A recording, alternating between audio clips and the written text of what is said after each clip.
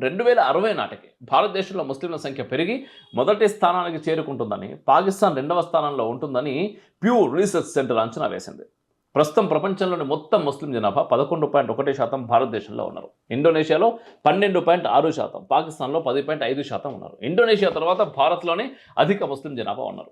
అస్సాంలో ముస్లింల సంతానోత్పత్తి రేటు ఇతరుల కన్నా ఎక్కువగా ఉందనేది వాస్తవమే అని గణాంకాలు కూడా చెప్తున్నాయి. అస్సాంలో హిందూ సంతానోత్పత్తి రేటు గత 15 సంవత్సరాల్లో 2.0 నుంచి 1.59కి పడిపోయింది.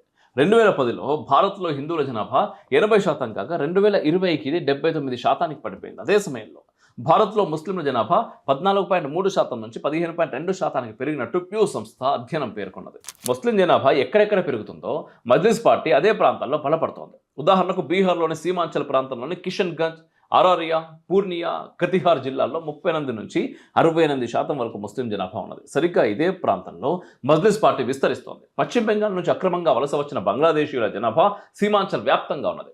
బీహార్ ఎన్నికల సమయంలో కేంద్ర ఎన్నికల కమిషన్ బీహార్లో అక్రమ వలసదారుల ఓట్లను తొలగించింది. దీంతో మజ్లిస్ పార్టీ అధినేత హైదరాబాద్ ఎంపీ ఓవైసీ ఈసీపై పెద్ద ఎత్తున విమర్శలు కూడా చేసిండు. 2022లో జరిగిన యూపీ అసెంబ్లీ ఎన్నికల్లో మజ్లిస్ పార్టీ తరపున హిందూ అభ్యర్థులను బరిలోకి దింపాడు ఓవైసీ. 2027లో జరిగే యూపీ ఎన్నికల్లో మజ్లిస్ పార్టీ మరోసారి యూపీ అసెంబ్లీ ఎన్నికల బరిలో దిగుతుందని ఇప్పటికే ఆ పార్టీ ప్రకటించింది కూడా. 2014లో మహారాష్ట్ర ఎన్నికల్లో ఎంఐఎం పోటీ చేసి 2 అసెంబ్లీ స్థానాల్లో గెలిచింది. ఆ తర్వాత ఆయా రాష్ట్రాల్లో జరుగుతున్న ఎన్నికల్లో తమ పార్టీ అభ్యర్థులను నిలబెడుతూ వస్తోంది.